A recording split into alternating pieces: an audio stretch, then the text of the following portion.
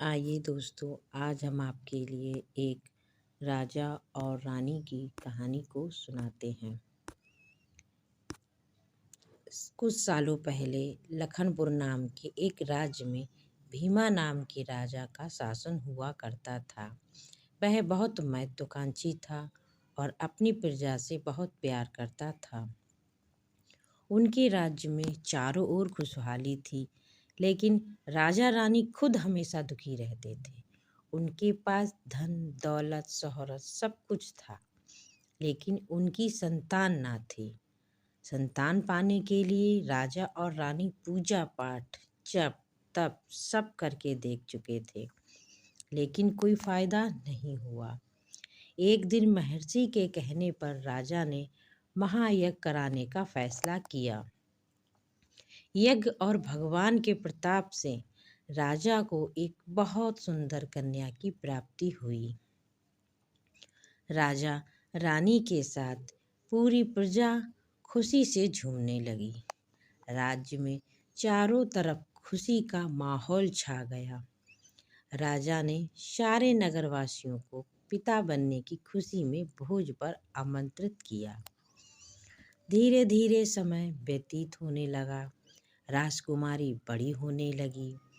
वह काफ़ी सुंदर और गुणवान थी।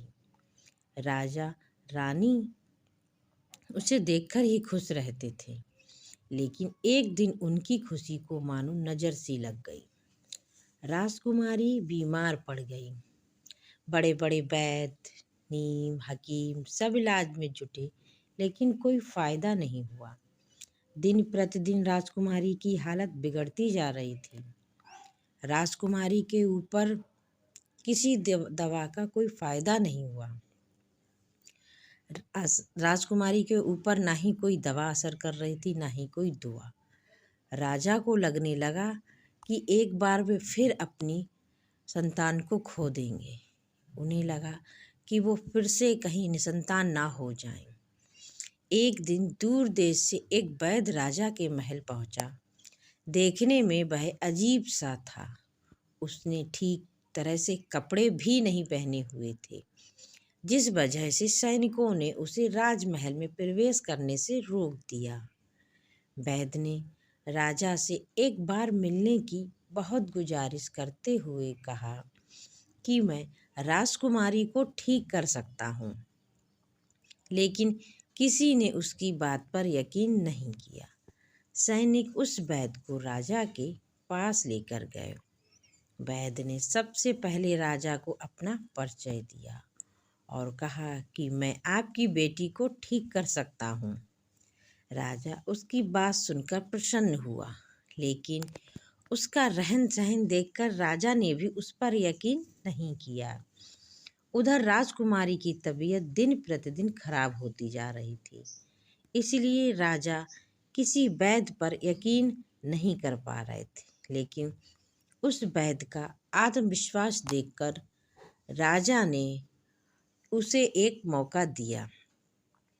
राजा ने वैद्य को बोला कि अगर राजकुमारी ठीक नहीं हुई तो अंजाम भुगतने के लिए तैयार रहना।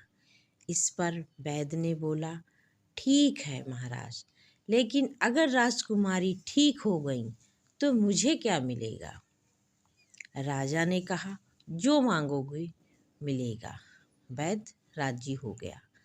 राजा खुद उस वैद्य को लेकर राजकुमारी के पास गया। राजकुमारी बिस्तर पर बेजान सी लेटी हुई थी। ऐसा लग रहा था जैसे किसी ने उसका सारा नूर निकाल लिया हो। चेहरा दर्द में डूबा पीला पड़ गया था। वैद्य राजकुमारी के करीब पहुंचा और नब्ज को टटोलने लगा। फिर उसने थैले से जड़ी बूटियों से तैयार दवा की पुड़िया निकाली और राजकुमारी के मुंह में डाल दी थी। वैद्य ने राजा और रानी से बोला कि आपकी बेटी जल्द ही ठीक हो जाएगी। वैद्य की बात सुनकर राजा रानी के मन में बेटी के ठीक होने की एक उम्मीद सी जाग उठी थी। एक उम्मीद की किरण नजर आ रही थी। ऐसे ही इलाज करते हुए 2 महीने बीत गए थे। धीरे धीरे राजकुमारी की हालत में सुधार होने लगा। उसके चेहरे की चमक लौटने लगी। राजा रानी के चेहरे की खुशी भी झलकने लगी। एक दिन वैद्य ने राजा से कहा, महाराज, राजकुमारी अब ठीक हो गई हैं। ये 1 महीने की पुड़िया बना के दे रहा हूँ। इसे समय पर राजकुमारी को देते रहना। इसके बाद राजकुमारी पूरी तरह स्वस्थ हो जाएंगी। यह बीमारी दोबारा उनके पास भी नहीं भटकेगी। अगले दिन राजा ने वैद्य को अपने पास बुलाया और कहा कि वादे के मुताबिक मैं तुम्हें तुम्हारा इनाम देना चाहता हूँ। बताओ तुम्हें क्या चाहिए? वैद्य बोला, सोच लीजिए राजा जी, आप अपने वादे पर कायम रह पाएंगे? राजा ने बोला, तुमने मेरी बेटी को स्वस्थ किया है, बोलो क्या मांगते हो? वैद्य ने मुस्कुराते हुए कहा, आपका आधा राज्य और आपकी बेटी का हाथ। इतना सुनते ही राजा आग बबूला हो गया। उसने कड़कते हुए कहा, तुम होश में तो हो? अगर तुमने मेरी बेटी के प्राणों की रक्षा ना की होती तो तुम अभी यमलोक पहुंच गए होते। उसने सैनिकों को आदेश दिया कि इसे राज्य से बाहर निकाल दिया जाए। वैद्य कुटिलता से मुस्कुराते हुए वहां से चला गया। इस घटना के कुछ दिन ही बीते थे कि एक दिन फिर राजकुमारी की हालत बिगड़ गई। उसका शरीर नीला पड़ गया। आनन फानन में राजवैद्य को बुलाया गया। राजवैद्य ने बताया कि राजकुमारी को जहर दिया गया है। इसका तोड़ किसी के पास नहीं है। कुछ देर बाद राजकुमारी ने दम तोड़ दिया। पूरे राज्य में मातम छा गया। राजा रानी शोक में डूब गए। छानबीन में पता चला कि वैद्य ने राजकुमारी को 1 महीने के खाने के लिए जो पुड़िया दी थी, उनमें से ही एक पुड़िया में जहर था। वैद्य को पहले ही शक था कि राजा उसकी बात नहीं मानेगा, इसलिए उसने एक पुड़िया में जहर भरकर रखा था। उसने सोचा था कि अगर राजा शादी के लिए मान जाता है तो वह जहर वाली पुड़िया हटा देगा, लेकिन अगर नहीं माना तो इसकी सजा राजकुमारी को भुगतनी पड़ेगी। वैद्य की चाल कामयाब हो गई।